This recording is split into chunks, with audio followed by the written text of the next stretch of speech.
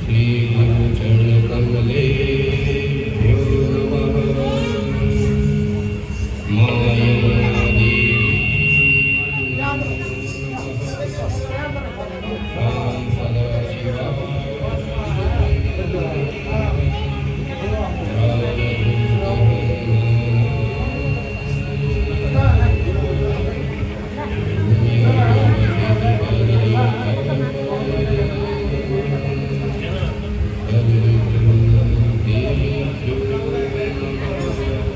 नमः पार्वती पते हर हर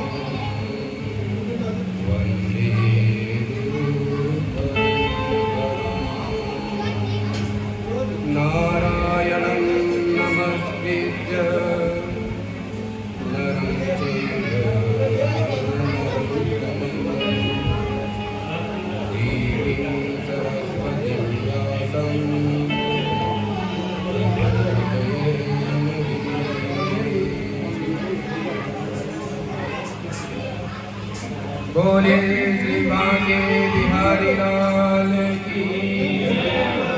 रात भर भगत जगदीश्वर भगवान श्री कृष्ण की नामदेव मूर्ति श्रीमद् भागवत महापुराण की चरणों में कोटि कोटि और यहाँ पर उपस्थित सभी भक्तजन आचार्य मान्यगण उनके हृदय में विराजमान भगवान श्री कृष्ण को सत सत नमः।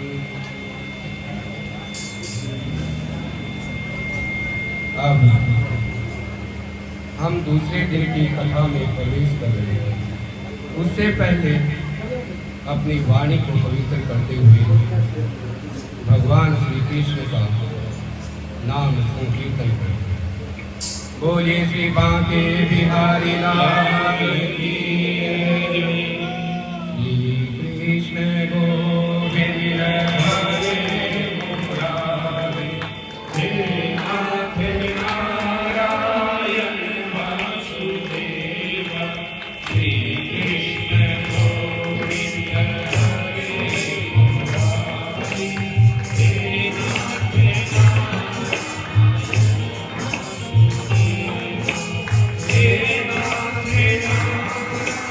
नारायण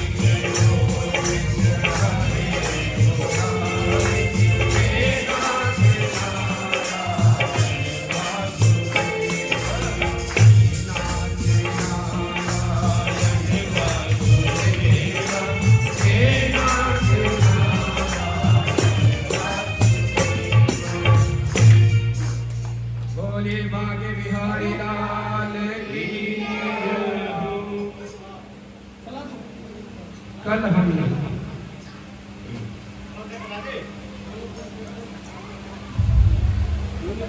आज हम दूसरे दिन की कथा में प्रवेश करने से पहले जो अपने पितृगण है उनका भी ध्यान कर लो, उनका भी उद्धार हो जाए। कृष्णाय वासुदेवाय देवकी नंदनाय च नंदगोप कुमाराय गोविंदाय नमो नमः। कृष्णाय वासुदेवाय हरे परमात्मने प्रणतक्लेशनाशाय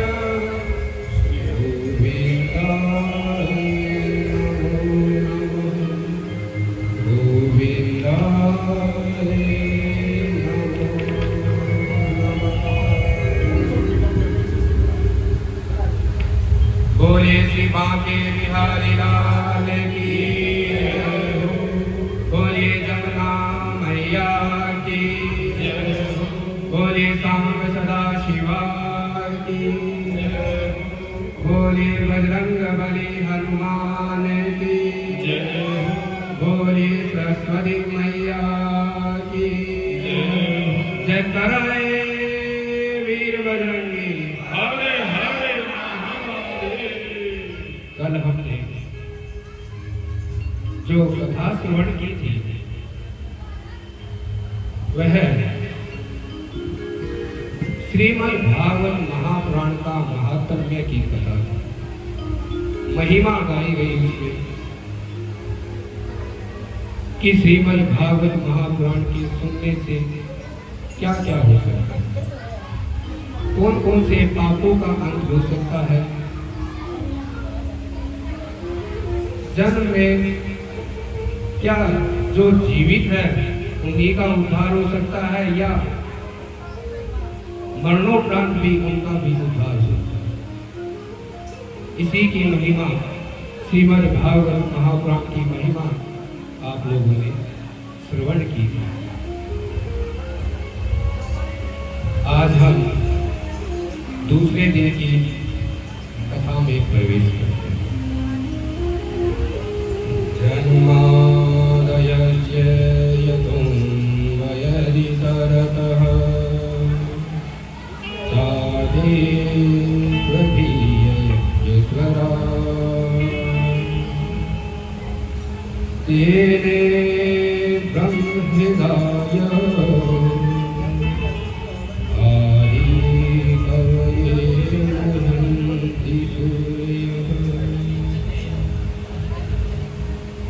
हम उन भगवान श्री कृष्ण के चरणों में नमन करते हैं जो हमारे अंदर भी है और हमारे बाहर भी, लेकिन माया का पर्दा होने के कारण हम उन्हें देख नहीं पाते। श्रीमद् भागवते महामुनि कृते किमिवा करेश्वरः सद्यो निर्यन्तरुध्यते प्रकृतिभिः सुश्रूतदक्षिणम्।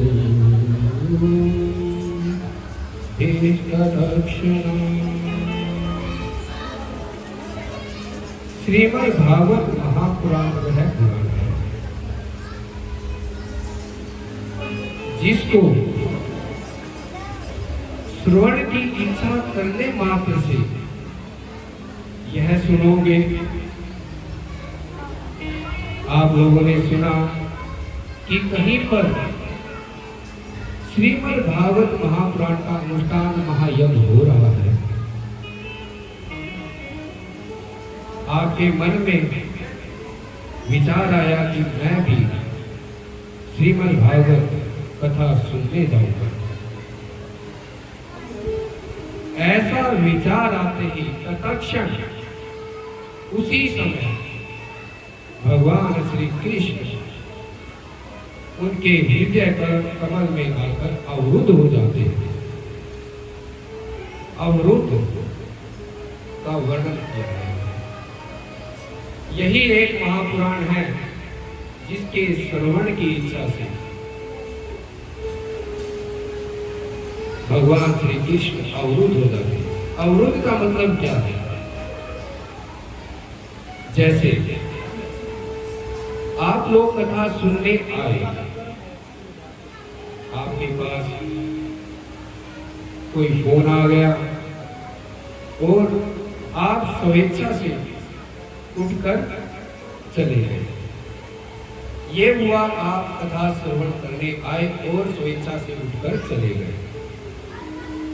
लेकिन अवरुद्ध होने का मतलब ये है कि आप लोग कथा श्रवण करने आए और जितने भी श्रोतागण यहाँ पर आए, बाहर से दरवाजा बंद कर दिया और ताला लगा दिया। आपके पास फोन आता है तो आप कहोगे भाई मैं अब नहीं आ सकता क्योंकि ताला लग गया है। अब आप अपनी इच्छा से नहीं जा सकते। इसको बोलते हैं अवरुद्ध होना। ऐसे ही भगवान श्री कृष्ण तत्क्षण उसी समय अपने भक्तों के हृदय कमल में आकर अवरुद्ध हो जाते हैं। वो अपनी इच्छा होगी तब भी वो वहां से नहीं जा सकते। ऐसा है, ऐसी है श्रीमद् भागवत महापुराण की कथा।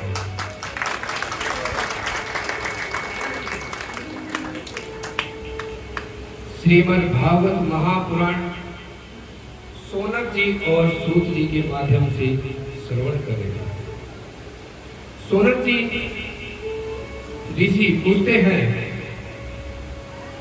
कि हे प्रभु, हे सूत जी महाराज, हे महामहिम, हे प्रखर बुद्धि वाले प्रभु, आप कृपा करके हमें ये बताइए कि इस कलयुग में जो भी प्राणी आया है उसका परम धर्म क्या है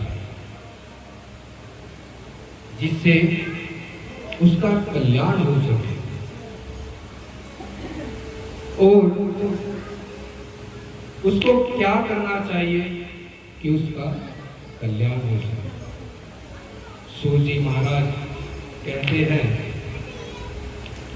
यह बड़ा ही सुंदर प्रश्न आप लोगों ने पूछा है। बड़ा ही सुंदर, जन कल्याण के लिए आपने यह प्रश्न पूछा है।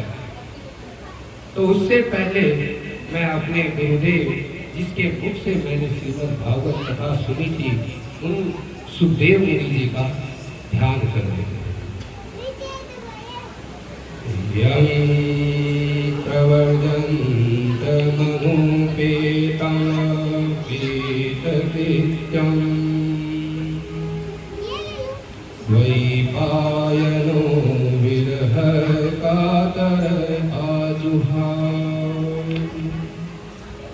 पुत्रेति तन्मयतया तरवोभिनिर्दुःखं सर्वभूतहृदयं मुनिमोहनतोऽस्मि। सूत जी कहते हैं इस स्तुति के माध्यम से मैं अपने उन गुरुजन को, सुखदेव मुनि जी को प्रणाम करता हूँ जिनका जन्म होते ही विरक्त अवस्था में चले गए और माया ने जिनको छूने की हिम्मत भी नहीं की। सुखदेव जी मुनि कौन थे? सुखदेव जी मुनि की एक छोटी सी कथा है, वह आप लोग सुनो। एक बार मां पार्वती की इच्छा हुई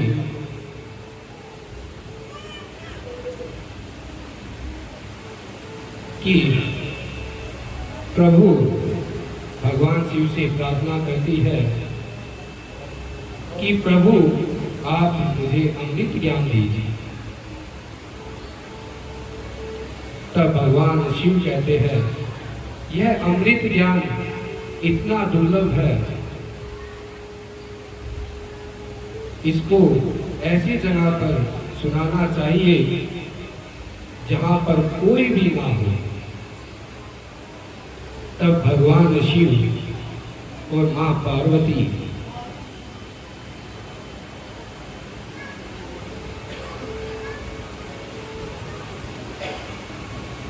को सुनाती है और पार्वती को सुनाते हैं।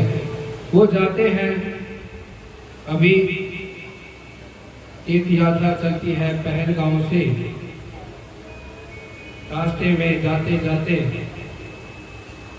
उन्होंने, भगवान शिव ने अपना चंद्रमा को त्यागा, उसके बाद शेषनाग को त्यागा, फिर बाद में वह पहुंचे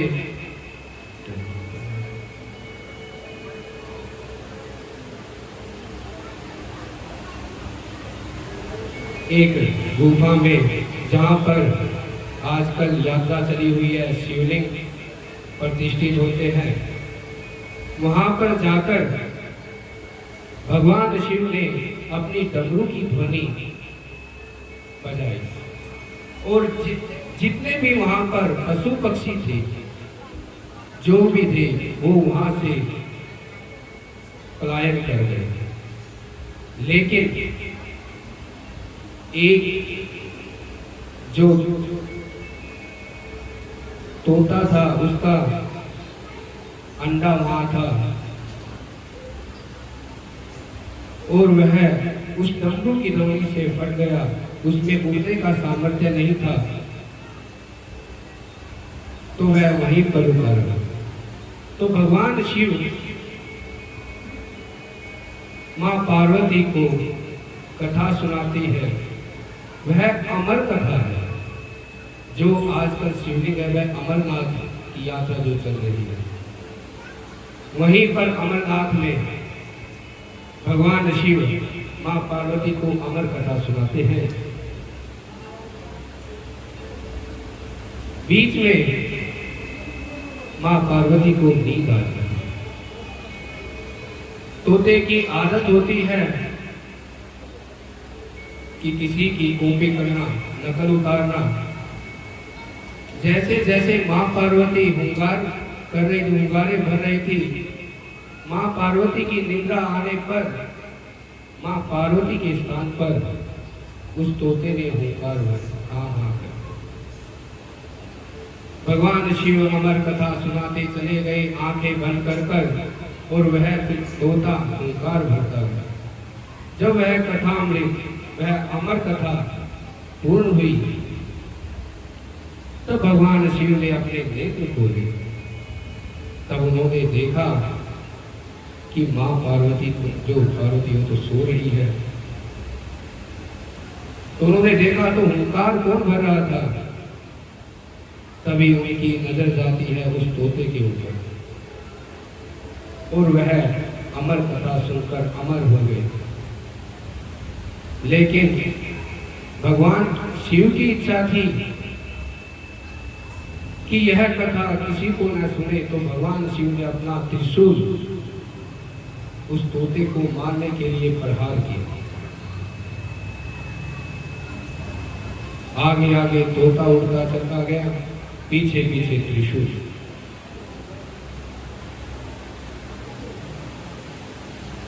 तभी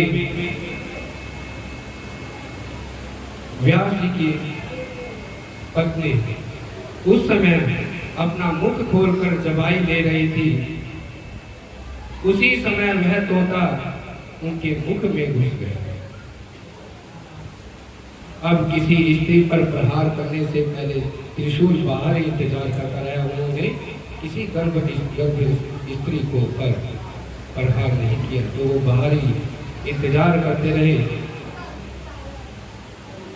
उस सुख को, उस तोते को यह था कि मैं बाहर आऊंगा और वह त्रिशूल मुझे मारेगा।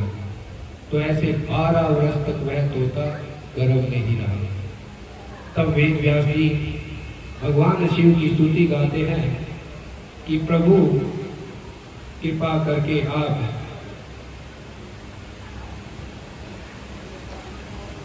इस त्रिशूल को हटा लीजिए। तब भगवान शिव कहते हैं चिंता मत करो, यह मेरा ही स्वरूप हो गया है, इसको कोई भी परेशानी नहीं होगी। तब भगवान शिव वहां से चले जाते हैं, लेकिन वह तोता फिर भी गर्भ से नहीं निकलता। तब वेद व्यास जी कहते हैं भाई क्या परेशानी है, अब क्यों नहीं बाहर आ रहे हो? तो वह कहता है कि यहाँ बाहर आते ही जो ये भगवान की माया है यह मेरे को छू ली, फिर मैं वही पुनरभि जन्म पुनरभि मरणम में रहूंगा। अगर भगवान नारायण मुझे वरदान दे कि मेरी माया नहीं छू सकेगी तभी मैं बाहर आऊं। तब भगवान नारायण की स्तुति करने पर भगवान नारायण उनको वरदान देते हैं कि मेरी माया तुम्हें बिल्कुल भी स्पर्श नहीं कर पाएगी, क्योंकि तुमने अमर कथा सुन ली। ये अमर कथा वही अमर कथा है जो श्रीमद् भागवत महापुराण है, जो कलयुग में इतनी आसानी से हमें मिल रही है, लेकिन हम भी इसको ग्रहण करने के लिए विलंब करते हैं, श्रवण करते हैं। तब सूत जी कहते हैं कि यह तुम्हारा बड़ा ही सुंदर पर्सन है। यह आप लोगों ने सुखदेव जी की कथा सुनी, जो उनके गुरुजी थे सूत जी के। सूत जी कहते हैं कि बड़ा ही सुंदर पर्सन है आप लोगों का। आपने यह प्रश्न पूछा है कि प्राणी का परम धर्म क्या है, उनका परम कल्याण कैसे हो सकता है। तब सूत जी कहते हैं इस प्राणी का परम धर्म है भगवान की भक्ति। भगवान की भक्ति ही परम कल्याणकारी है। जब हृदय में भगवान की भक्ति आ जाएगी तब स्वतः ही ज्ञान और वैराग्य अपने आप हृदय में प्रतिष्ठित हो जाएगी।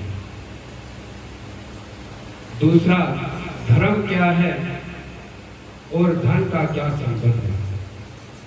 जो धन है हमारा वह धर्म के लिए है, जो धर्म है वह धन के लिए नहीं है।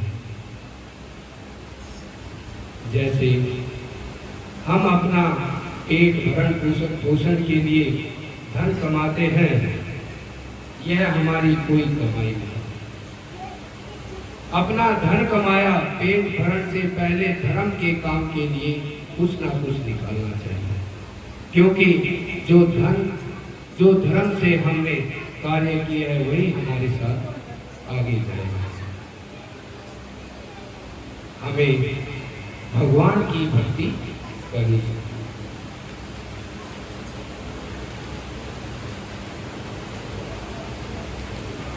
तो जो जीव का परम तत्व क्या, जीव क्या है, जीव की प्रेरणा क्या है, जीव को क्या करना चाहिए, जीव को क्या करना चाहिए। जीव को हमेशा तत्व की जिज्ञासा रहनी चाहिए।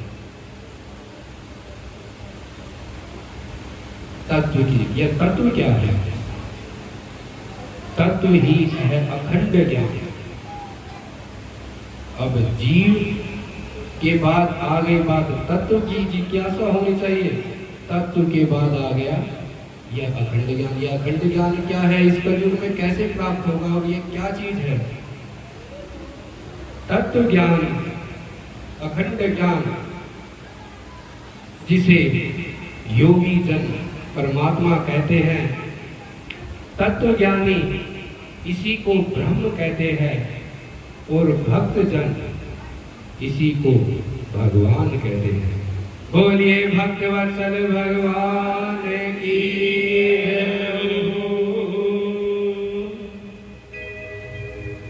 खूब धन्य